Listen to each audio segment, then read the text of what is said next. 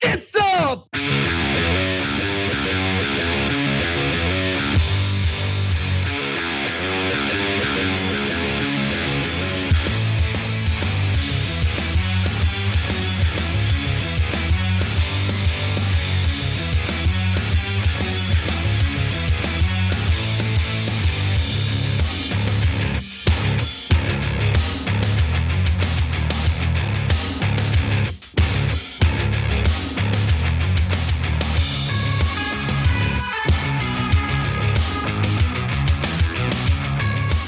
Welcome to TYT. I'm your host, Anna Kasparian, and you guys are in for a treat today. I gotta be honest, my favorite story of the day is in the second hour of the show, where we will discuss a woman who is really assisting millennials and members of Gen Z overcome their so-called phone phobia, meaning overcome the fear of literally having a conversation on the phone, which resonates with me. And wait till you get a load of how much she charges for her service. We'll get to that again in the second hour with Ben Glebe, who will be joining me in the second hour of the show. We're also going to discuss the ongoing issues with Southwest Airlines. They continue to cancel thousands of flights this week. They have left many people stranded during the holiday weekend, and the issues just continue. So I want to talk about why that is, what's going on with Southwest, and how deregulation, along with a honestly failing transportation department, has led to these issues overall. So before we get to all of that, as always, please like and share the stream if you're watching us online on YouTube. You can also click on that join button on YouTube to become a member. We're gonna have an awesome bonus episode today with Ben Glebe. In fact, there's a viral video featuring a Waffle House employee that we must discuss. It's a fun story, it's an impressive story. So we'll get to that again for our members. tyt.com/join to become a member if you wanna join that way. Well, without further ado, let's get to the next story, which is a doozy. What does the word integrity mean to you? Well, Tulsi, thank you for having me. You know, to answer your question, integrity is very important. And like I said to the New York Post, embellishing what my does it resume mean, was a though? mistake. Is Tulsi Gabbard, who's notorious for the lies she told as a congresswoman and presidential candidate, really going to talk to us about integrity right now? I don't know. Why don't we get a load of what she has to say during this interview with George Santos? What does it mean? Because the meaning of the word actually matters in practice. Of course, it means to carry yourself in an honorable way. And I made a mistake. And I think humans are flawed, and we all make mistakes, Tulsi. I think we can all look at ourselves in the mirror and admit that once in our life we made a mistake. I'm having to admit this in national television for the whole country to see, and I have the courage to do so because I believe that in order to move past this and move forward and be an effective member of Congress, I have to face my mistakes, and I'm facing them. The reality is that I remain committed to doing everything I set forward in my campaign. I'm not a fraud. I'm not a fake. I didn't materialize from thin air. I worked damn hard to get where I got my entire life. Life wasn't easy. It didn't start off easy. As I've said it many, many times, I come from abject poverty. I made some mistakes. The thing is, Congressman-elect, integrity means, yes, carrying yourself with honor, but it means telling the truth. It means telling the truth. What a strange turn of events, where Tulsi Gabbard, again, who is well known, certainly among progressives, for being a pretty giant liar, is lecturing Congressman-elect George Santos about the need for integrity. Now, of course, George Santos has been caught in major lies, including lies about his college degrees, lies about the number of properties he owns, lies about his religion, it goes on and on. But Tulsi Gabbard lied when she was in positions of power and when she was running for president of the United States. And those lies, I would venture to say, are a lot more serious than someone lying about his resume. Now, I'm gonna make that case, but before I do, before we revisit Tulsi Gabbard's history of lies, why don't we get a few more sound bites of what this interview kind of turned into? Let's watch. Are you Jewish? We've got a letter that your campaign sent out earlier this year, which reads as follows. As a proud American Jew, I've been to Israel numerous times for educational, business, and leisurely trips. You said there in that letter that you are, quote, a proud American Jew. How do you explain that? My heritage is Jewish. I've always identified as Jewish. I was raised a practicing Catholic. I think I've gone through this. Even I've not being raised a practicing Jew. I've always joked with friends and circles, even in the campaign, I'd say, guys, I'm Jewish. Remember, I was raised Catholic. So look, I understand everybody wants to nitpick at me. No, this isn't nitpicking. You can't claim that you're Jewish, get caught in the lie and say, no, I didn't mean Jewish, I meant Jew-ish. Like, how is that in any way a good answer to the question? Just a little bit of, I don't know, honesty when you're finally caught. Just admit, hey, you know what? I thought this would be good for my campaign and I shouldn't have done it. I apologize. And to be quite honest with you, I agree with those who think that Santos should step down, he should resign. He seems unwilling to do so. And look, we've gone over all of his lies. Everything that he has claimed to have accomplished turns out to be a lie, including the notion that he owned 13 properties. Turns out he owns 0. He lives with his sister. He did not get 2 college degrees from Baruch College and from NYU. He lied about that. The list goes on and on. So I'm not making excuses for him. But for anyone who thinks it makes sense to give Tulsi Gabbard, of all people, a round of applause for really holding his feet to the fire, I think you should really consider her own history and what she has lied about to the American people, to her own constituents. Now, she changes her political views depending on what's advantageous for her profits, what's advantageous for her political career, what's advantageous for her quest now to be a Fox News host. But again, we'll revisit that because I think it's important to understand that she really has no leg to stand on when it comes to the question of integrity and honesty. One more clip though, because this is what seems to be getting the most attention from her interview with Congressman-elect George Santos.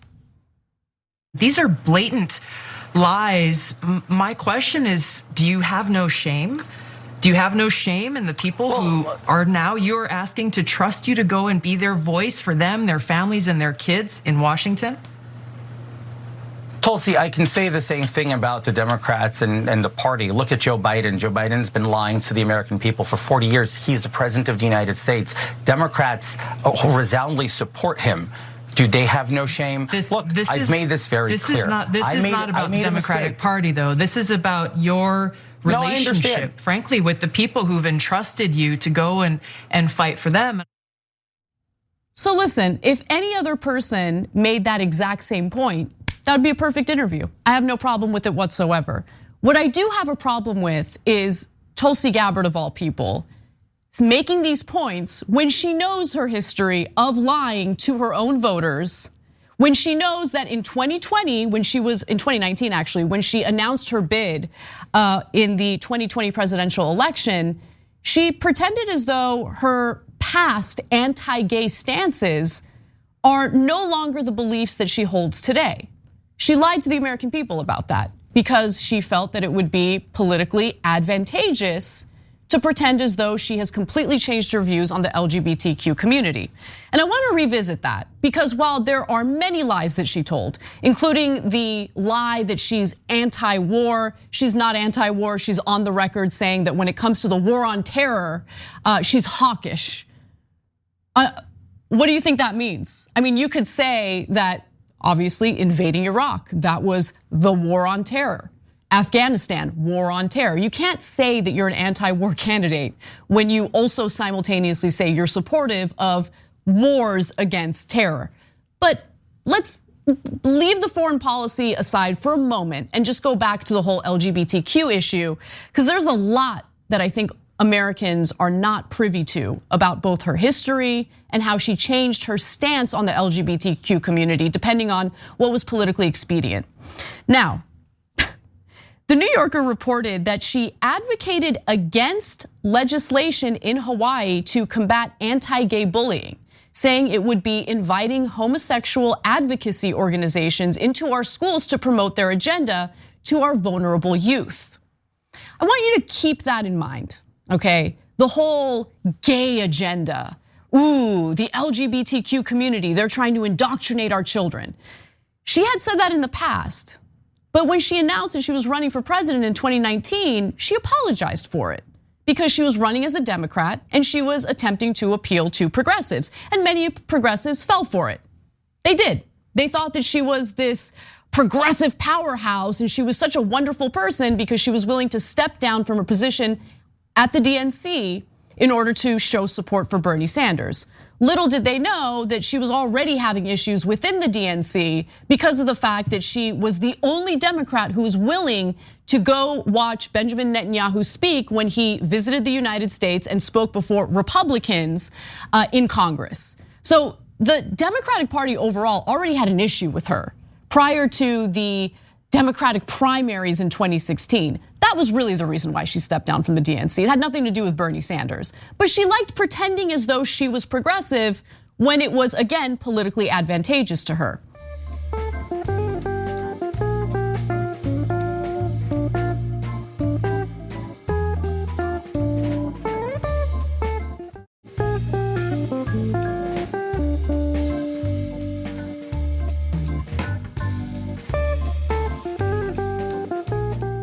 Now, when the New Yorker reported that, she later came out and apologized. She said, these are my past views. She had a lengthy Twitter thread about it. And I even linked to that thread on my own Twitter page if you guys want to check out the multiple tweets dating back to January 17th of 2019. I'll give you a few of them. In one of these tweets, she writes, over the years, I formed my own opinions based on my life experience that changed my views. Interesting. At a personal level, in having aloha, love for all people, and ensuring that every American, regardless of sexual orientation or gender identity, is treated equally under the law. Again, this is from January 17th, 2019, when she's getting ready to run for president. She also wrote in that Twitter thread, quote, I know that LGBTQ plus people still struggle, are still facing discrimination, are still facing abuse, and still fear that their hard-won rights are going to be taken away by people who hold views like I used to. Now, for anyone who's been paying close attention to politics, especially over the recent year, you know that Tulsi Gabbard wasn't being honest in that Twitter thread because she went right back to her roots. And I think it's important to understand her roots. Now, after leaving the Democratic Party, she is back to her old antics, saying things that are pretty awful about the LGBTQ community. She claimed that President Joe Biden's administration is targeting as terrorists parents who are vocally standing in opposition to radical curriculums and explicit sexual content being taught to their kids in public schools. Gabbard went on to say the administration is erasing women by supporting transgender people. Now, these are Republican talking points, conservative talking points. I mean, it's right-wing 101. This is what they campaigned on in the midterm elections and luckily did not win many of the elections that they thought they would win. This is exactly what you would hear from a far-right politician. And this is what she's spewing because now she has made her pivot back to the right. I think it's important to keep that in mind. And when I say back to the right, what do I mean by that? Well, she had these anti-LGBTQ views before. She blamed it on her conservative upbringing. This isn't really who I am. I grew up, and look, I had a conservative upbringing, okay? I remember having views that are contrary to what I believe today. So when it came to her views on the LGBTQ community, I was willing to give her the benefit of the doubt, but I was skeptical because of where she was raised, how she was raised, and more importantly, how she still has ties to, let's just keep it real, a cult that she doesn't like talking about. And anyone who mentions the cult is immediately defamed as an anti-Hindu individual, Hindu-phobic. That is complete BS because the cult she's involved in has nothing to do with the Hindu religion at all, at all. It is actually defamatory toward people of faith who believe in, who practice the Hindu religion to say that what she's brought up in, what she practices, what she believes in is in any way related to the Hindu religion. Now, what do I mean by that? Well, she was associated with a group that's known as the Science of Identity Foundation. There are interviews with people who used to be part of this group. It's well documented, And you should look into it if you think what I'm saying is in any way offensive to the Hindu religion, because it's not. Again, it has nothing to do with it. Now, the Science of Identity Foundation is an offshoot of the Hare Krishna religious movement that was started by a man by the name of Chris Butler. Now, Chris Butler is a cult leader. He hasn't appeared in public at all, but he was definitely anti-gay. And he was skeptical of public education. He felt that public schools were indoctrinating kids due to the gay agenda. Sound familiar? And he started his own private schools that were questionable, to say the least. Now, why do I say that? Well, Butler taught that homosexuality is evil, using virulent homophobic rhetoric, and that public schools and the outside world were not to be trusted. Children of followers were homeschooled, and some, including Gabbard, were later sent to schools that the Science of Identity Foundation created in the Philippines. Now, what did kids deal with once they were sent to those schools in the Philippines? Luckily, there is some testimony from a man named Rama Ramson, who luckily escaped that cult, even though he was raised within it. And here's what he said he experienced at these schools. We had to listen to his tapes and we had to listen to his lectures every day. I remember as a young kid listening to extremely graphic lectures constantly, where he's always talking about sex and describing in pornographic detail, like look what it's like to look at a pornographic magazine, or what depraved activities that homosexuals get up to, or that maybe straight, people get up to out in the world, using all this fear tactics. Your parents would make you listen to that stuff about sex when you were 6, 7, 8 years old? Absolutely. Now, this group, again, the Science of Identity Foundation, has confirmed that Rama Ramson was part of their group and is no longer part of their group.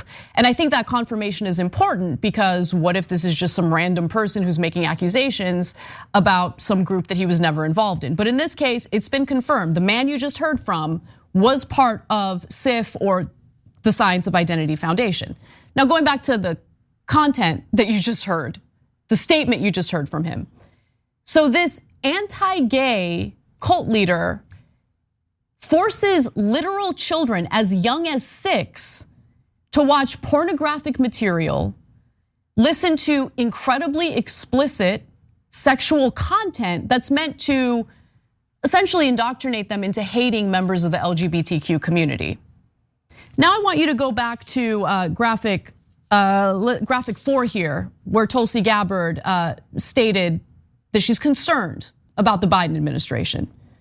Tulsi claimed that President Joe Biden's administration is targeting as terrorists parents who are vocally standing in opposition to radical curriculums and explicit sexual content being taught to their kids in public schools.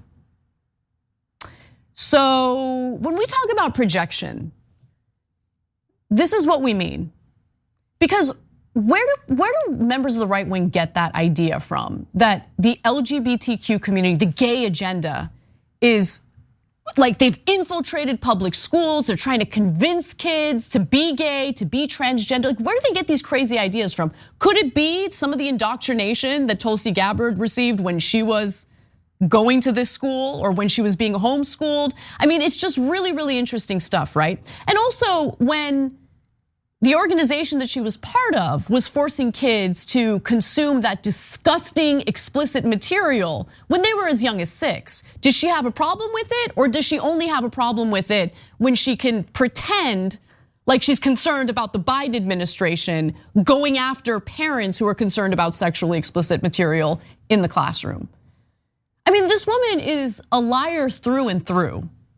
And if you're wondering whether or not she's still part of the Science of Identity Foundation, I don't know for sure, but I do know that she met her ex-husband and current husband within this group. And she gets real defensive and testy if anyone's critical of this group. I'll be critical all day. Doesn't make you a hater of the Hindu religion. It doesn't make you some sort of hateful, bigoted individual when you're calling out a cult that teaches this disgusting material and indoctrinates literal children into hating members of the LGBTQ community. And they'll get all upset on Twitter and they'll come after me. They'll come after anyone. They'll swarm in because they want to get defensive. But this is the disgusting stuff that goes on in this country. This is the disgusting stuff that deserves a lot more reporting. And I'm sorry, while I think it's definitely legitimate to go after Congressman-elect George Santos for the lies he told on his resume, I think it's equally acceptable, if not more necessary, to be fully aware of who Tulsi Gabbard really is, what she really stands for, and how her political identity isn't really about the right or the left, it's about herself. It's about political power. And while she might be a host on Fox News today, I guarantee you, she's setting herself up for politics in the future. And maybe we should be a little more informed about who she really is, so people don't get duped by the lies that she tells in an effort to accumulate power for herself. That's who Tulsi Gabbard is. So spare me the lectures about integrity and honesty. And if she wants to address anything that I've talked about on the show today, she's free to do so. I invite her on the show. Maybe for the first time, she won't run away from me and she'll actually answer some of the questions I have. We'll see. For now, though, we got to take a break. Let's do that. And when we come back, more news, including what's really going on with Southwest Airlines and all these canceled flights. Ice cream.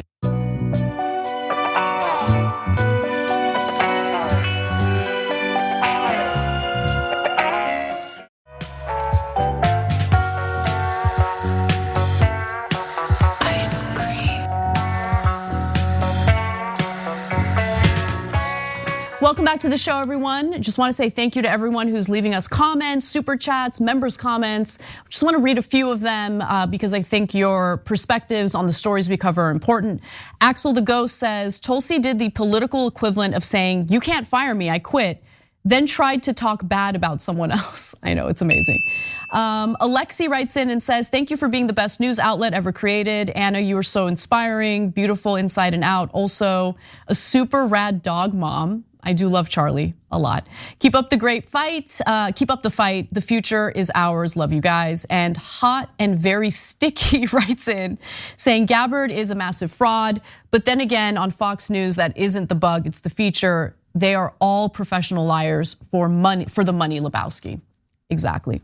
All right, well, let's move on to Pete Buttigieg and how he's also a liar, especially when it comes to the whole debacle involving Southwest Airlines and all the canceled flights during the holiday weekend. Everybody in this line, they're sick of this. They're sick. I stayed at the airport and we were sleeping on the chairs. From Chicago Midway to LAX. They won't have flights for the next 3 days. So I'm stuck. Across the country, more than 8,000 flights delayed on the day after Christmas. More than 4,000 canceled. The bulk of those from Southwest Airlines, which accounts for more than 70% of all flights canceled nationwide Monday. Travelers who relied on Southwest Airlines to travel during the Christmas break are still stranded. They're still dealing with delays, canceled flights. It is insane, and they really can't blame it on any storm because all the other airlines are functioning quite well at the moment. The storm's over. Southwest, though, is a different story. More than 90% of Wednesdays, meaning today's US flight cancellations were Southwest flights, according to flight tracking website FlightAware. Southwest canceled more than 2,500 flights. The next highest was SkyWest with 77 flights. Now, it's important to understand what's really happening here. Why is it that Southwest is struggling to do what they're supposed to do? People pay for a product, they're supposed to deliver the product. In this case, it's travel, it's flights. But it turns out that they are understaffed and they have not invested much into their operations, meaning they're dealing with outdated software that's making it incredibly difficult for them to keep track of available pilots, available crew, which passengers need to be rebooked. I mean, it is a mess of epic proportions. Imagine being stranded at the airport for days without any help, without the ability to even call someone at Southwest to get things sorted out. And that's what people are dealing with. Even worse, it's not just the passengers who are having difficulty getting in touch with Southwest, it's also their own employees. That's how outdated their operations are, their software is, because why would they invest in improving their business when they can, invest in stock buybacks, dividends for their shareholders, and we'll get to those numbers in just a moment. You don't want to miss them. But before we do, Transportation Secretary Pete Buttigieg went on CNN to speak to Wolf Blitzer about these issues. And he touches on some of the things that I just addressed. Let's watch. From what I can tell, Southwest is unable to locate even where their own crews are, let alone their own passengers, let alone baggage. So I conveyed to the CEO our expectation that they are going to go above and beyond to take care of passengers and to address this. They indicated a number of issues that they're having with systems, legacy systems for managing their schedule and where their crews are. But the bottom line is the rest of the aviation system has been on the road to recovery since the worst days of the storm going into Friday of last week. As of today, as I'm looking at the different airlines, most of them are in the low single digits in terms of cancellation rates, averaging about 5% for all of the other airlines. For Southwest right now, we appear to be north of 70%. So their system really has completely melted down. I should note that in the weeks leading up to the holiday weekend, 38 state attorneys general wrote a letter to Pete Buttigieg warning him that there needed to be more regulation of these US-based airline companies. And there need to be more fines. There needs to be consequences for the way they have been treating their customers. And Pete Buttigieg did nothing. Now, we're gonna get back to Pete Buttigieg in a minute. Before we do, though, some more information about Southwest Airlines and how they have failed to do the proper investments in the business to keep travel smooth for their customers. So Southwest Chief Operating Officer Andrew Watterson explained that the company's outdated scheduling software quickly became the main culprit of the cancellations once the storm cleared. So they know that their software is outdated. In fact, they're relying on software from the 1990s. They haven't updated it since then. But let me continue. Southwest employees said that they have not been able to get in touch or communicate with the airline, their employer. The phone system the company uses is just not working. They're just not manned with enough manpower in order to give the scheduling changes to flight attendants. And that's created a ripple effect that is creating chaos throughout the nation, according to Lynn Montgomery, who's the president of the workers union. Now, they haven't updated their software again since the 1990s, and Southwest CEO Bob Jordan, who makes a killing every year as the top executive for the company, said in a message to employees that they promise that the company will invest in better systems. Quote, "Part of what we're suffering is a lack of tools," Jordan told employees. "We've talked an awful lot about modernizing the operation and the need to do that. But talk is cheap, Mr. Jordan. Talk is very, very cheap." Because when you look at how much money they invested in corporate stock buybacks, you can tell where their priorities lie. It's not in excellent customer service. It's not in ensuring that people get to where they need to be during the holidays of all times. It's all about maximizing profits for their shareholders. And just recently, they announced that they will be reinstating dividends for their shareholders. Maybe instead of paying dividends, you should, reconsider how much or how little you're investing into your operations. Anyway, so is there any consumer protection for travelers by the federal government here? Well, Pete Buttigieg wants to pretend like there is, and I want you to hear from him again from his interview on CNN.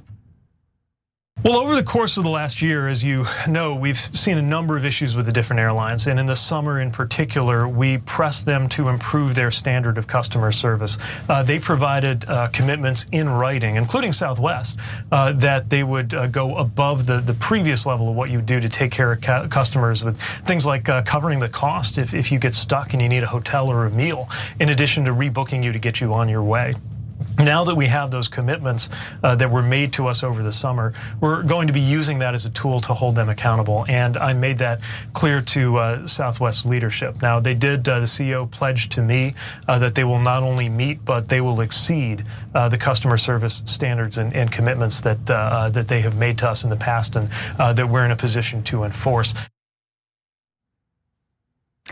Yeah, not exactly. So what Buttigieg was referencing there was what the Department of Transportation, and of course he's the secretary of the Department of Transportation, did over the last summer, which honestly isn't much. What's important here is whether the Transportation Department has implemented policies that have teeth, actual enforcement mechanisms. And you should know a little more detail about that. So let's talk about it. The proposal, and this is from a piece by the New York Times, the proposal tries to clarify the conditions under which travelers are owed a full refund. Okay, so this is part of the dashboard system that Buttigieg has implemented, okay? So under which travelers are owed a full refund instead of a credit or voucher if a flight is significantly altered. Such alterations include a 3-hour delay for a domestic flight, a 6-hour delay for an international flight, the addition of a layover or a switch in the departure or destination airport. The proposal does not currently stipulate that the money has to be automatically refunded if passengers choose to cancel instead of fly.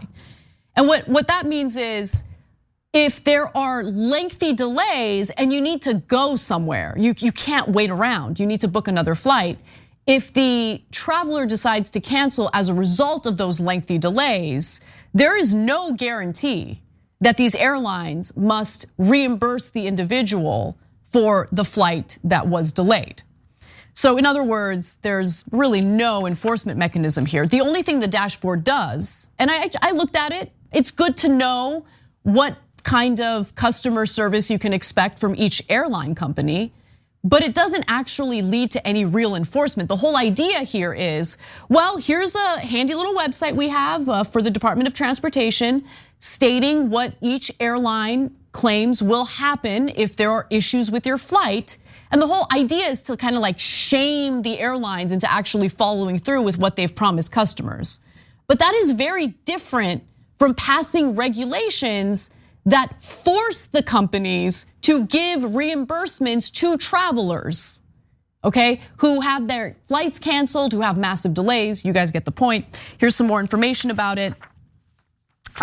So the hope seems to be that by publishing airlines' promises, the airlines will be more likely to adhere to them. If airlines don't meet the commitment stated in the chart, the Department of Transportation said passengers could, oh wow, submit a complaint.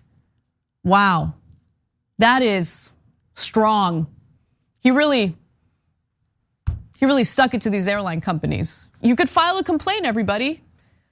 Now, what the Department of Transportation did under Buttigieg really has no teeth. It's likely by design, though, because under neoliberalism, the government does work on behalf of corporations, not on behalf of individual people or Americans in this case, travelers in this case.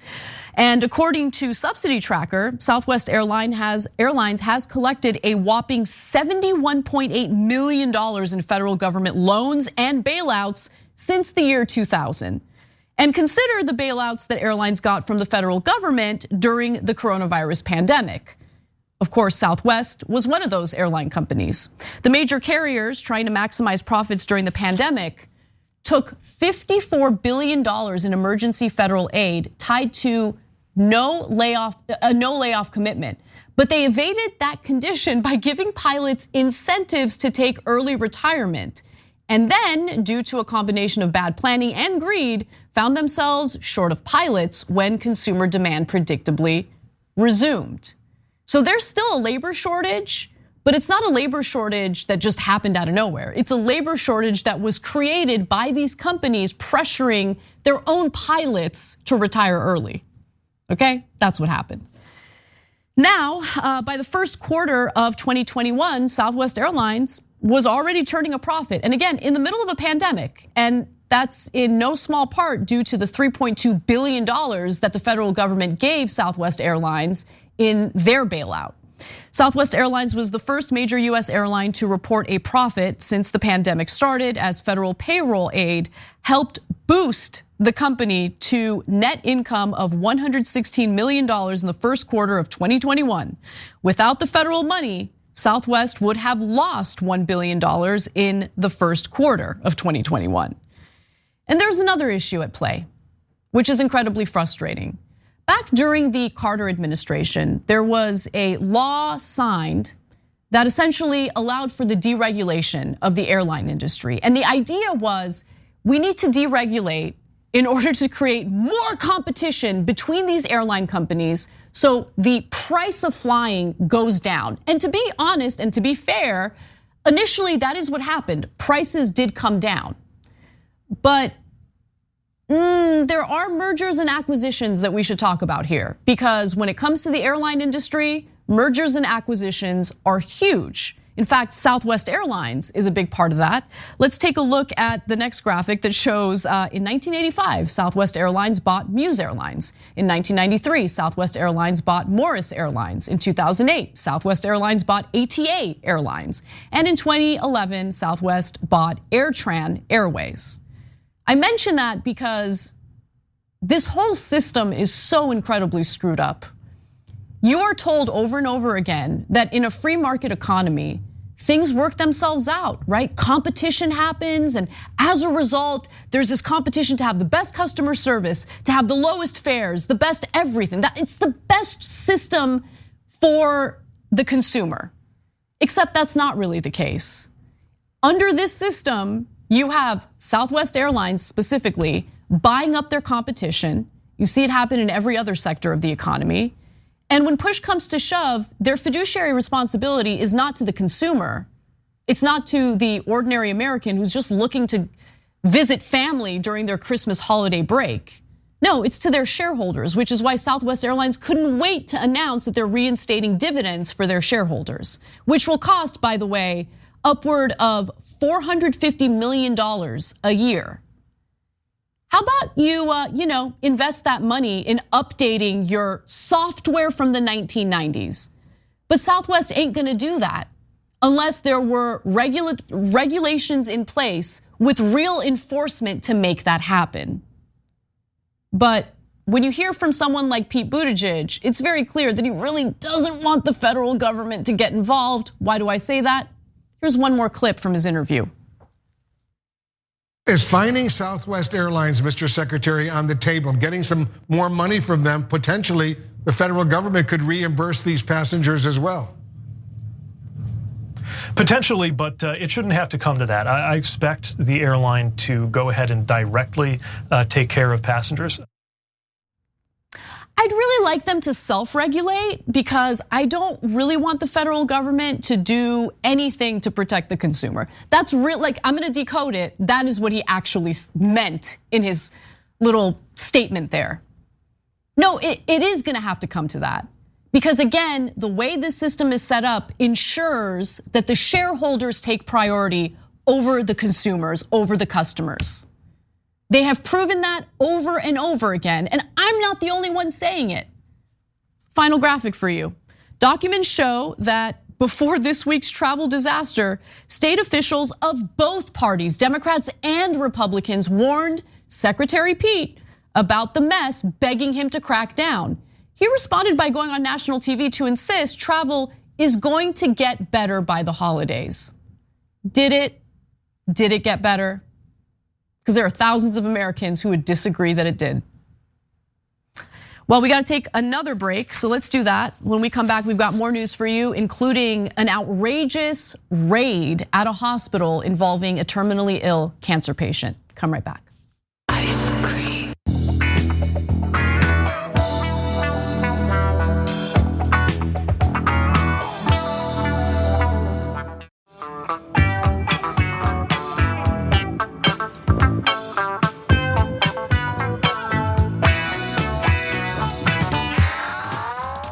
back to the show, everyone. Buckle up because this next story is infuriating to say the least.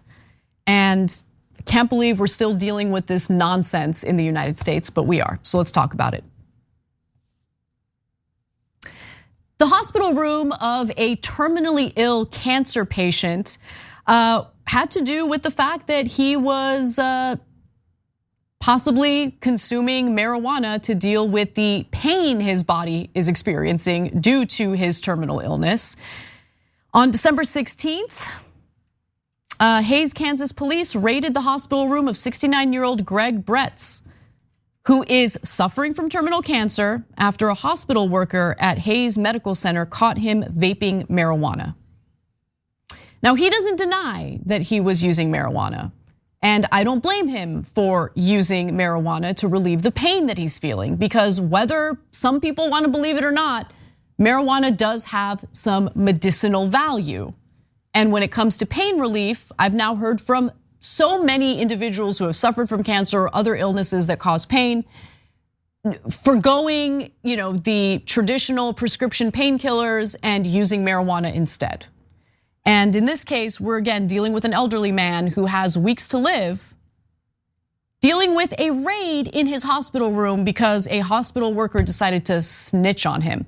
Now, this is in Kansas, which is one of 3 states in the US that still criminalizes pot in all cases. They haven't legalized it for medicinal use. They haven't legalized it for recreational use. It is just fully banned in the state of Kansas. Now, the police seized his vaping device, and he also apparently had some edible paste containing THC. They cited him for drug possession, and get a load of this, set a court date for January 2nd. He's terminally ill and he needs help getting around. He can't even move around on his own.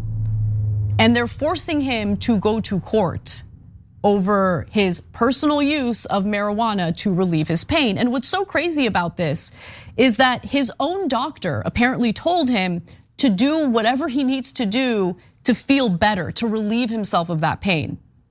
Brett said a doctor told him to do whatever he wants if it makes him feel better, because there's basically nothing medical science can do for him anymore other than hospice care.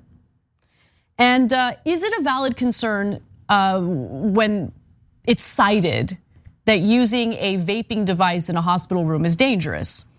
Well, they told him that the vaping device was a fire hazard because the room is equipped with oxygen. Now, that could be a valid concern.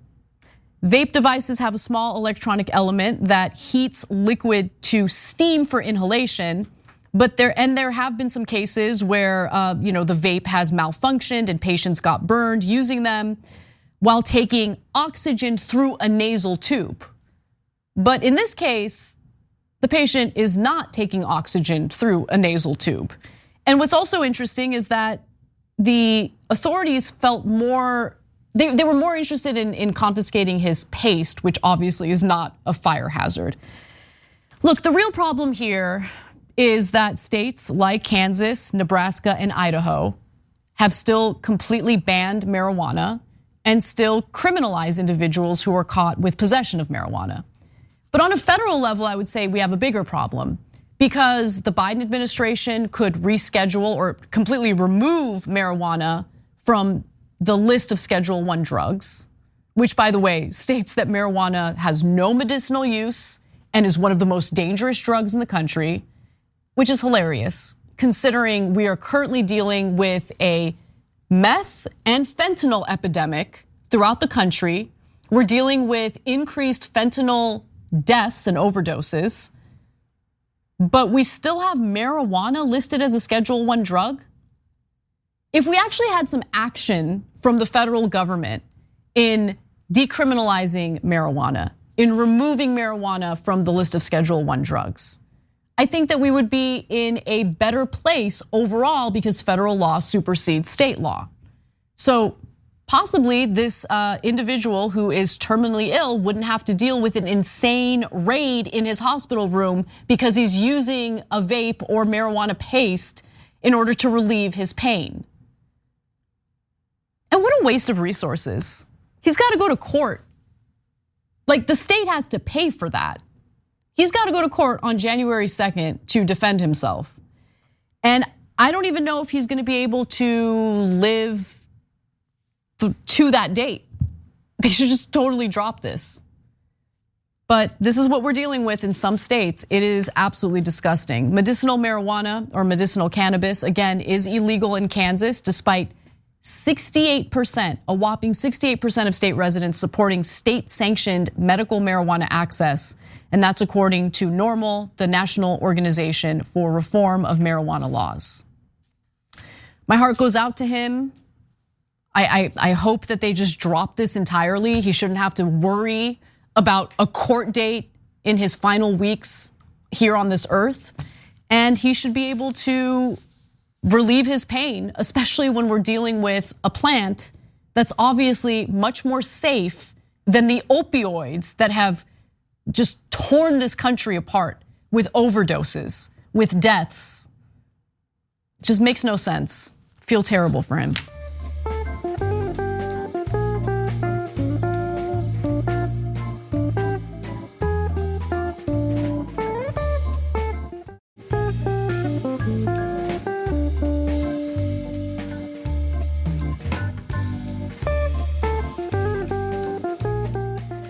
All right, final story for you all. Let's talk a little bit about inequality. The average American worker makes around $58,260 a year. The average American CEO will make about that much in less than 7 hours on the first workday of 2023. That is how bad inequality has gotten here in the United States, where CEO pay has really skyrocketed. In fact, it has increased 1,322% from 1978 to 2020. At the same time, wages have been stagnant for American workers, especially beginning in the 1970s. Their productivity has certainly gone up, as you can see from this graph, but their hourly compensation has remained stagnant. Now, the numbers are even more enraging when you break them down, when you break them down by profession, okay? So when you think about all of the essential workers out there, all of the critical professions that help Americans live as comfortably as they can, they are so underpaid compared to what these CEOs are making. So let's take a look at it. Sarah Anderson of inequality.org, put this data together. And here's what we know. It would take the average American CEO less than 3 hours to make more than the average American fast food worker's annual salary of just $26,060 per year. Less than 4 hours to make more than the average American home care aide's annual salary of $29,260 per year. It would take the average American CEO less than 5 hours to make more than the average American pre-K teacher's annual salary of $36,460 a year. Let me give you one more. It would take the average American CEO less than 7 hours to make more than the average American firefighter's annual salary of $55,290 per year. Does that make any sense to you guys? Doesn't make any sense to me. And when you're dealing with an economy that is reliant on consumerism, how are you gonna expect things to run smoothly if Americans don't have the disposable income necessary to stimulate the economy? That also doesn't make sense. So while the Federal Reserve for a while had no problem just printing money, allowing corporate stock buyback, all of that stuff. The reality of the situation is the Fed was just propping up the stock market because the average American can't afford to stimulate the economy by buying these products. They have no disposable income due to this inequality. Like the whole system is broken. So as soon as the Federal Reserve stops, their quantitative easing, as soon as the Federal Reserve increases interest rates, that those asset bubbles, the stock market starts to crash, and we've been experiencing that. Because the stock market right now, as we speak, is just a house of cards. It's not built on these Fortune 500 companies providing the best product that consumers want or spending money on. No, it's based on corporate stock buybacks. It's based on them taking money from the Fed and investing in shares of their own stocks. So the inequality is a huge problem, not only due to how it impacts the quality of life for average American workers, but when you think about how this economy is supposed to work, it just leads to a complete breakdown. And it leads to more reliance on these corporations, not investing in their own companies, but bolstering the value of their own stocks by buying shares of their own stocks. Finally, despite the best efforts of corporate media, we should take a look at how Americans in both parties agree that this massive gap between CEO and worker pay is a huge problem and something should be done about it. So CEOs of America's largest companies are compensated. So here you can see that when it comes to Republicans, 71% of them say that the CEOs are compensated too much. Only 18% say the right amount. Similar numbers with Democrats, 81% believe that CEOs of America's largest companies are compensated too much. Only 5% say the right amount. I'm guessing the 5% are the Pete Buttigieg, McKinsey types. And when it comes to independents, 68% say that CEOs in America are compensated too much, and 15% say the right amount. Inequality is leading to a complete breakdown of our country. It's leading to poverty. It's leading to more homelessness. It's leading to more greed with corporate stock buybacks, that's for sure. And we don't have a federal government that's willing to do what's necessary to fix it, because they're all bought by the same corporations who don't want to increase wages, who don't want to do a damn thing for their workers because they don't see labor as an important part of their businesses. They see labor as a massive cost that they need to fight against. But without the workers, these companies have nothing. You can't generate anything, including wealth, including revenue, without the workers. Which is why, as sad as this story is, the only thing that really gives me hope today in this country is this newfound motivation to organize workplaces, to unionize. We got to keep that momentum going, because if we just sit back and rely on elected officials who are bribed by these corporations to do the right thing, we're gonna keep seeing this trend. It's gonna be exacerbated in coming years. The only way you change it is through organizing your workplace, through labor militancy, and essentially having a seat at the table, collective bargaining to ensure that wages go up. You look at these Scandinavian countries, they don't have the federal government setting minimum wage standards. They don't. Because the workers are unionized and those trade unions negotiate salaries on their behalf. Labor is the answer. Organizing the workplace is the answer. If you just think you're gonna vote, elect some folks who tell you everything you want to hear during the election cycle and they're gonna save you, clearly you'd be mistaken. All right, Ben Gleib joins me for the next hour. Don't miss it. We're gonna talk about some pretty devastating numbers regarding children dying from gun violence, but we will lighten things up after that, so don't miss it. We'll see you in a few.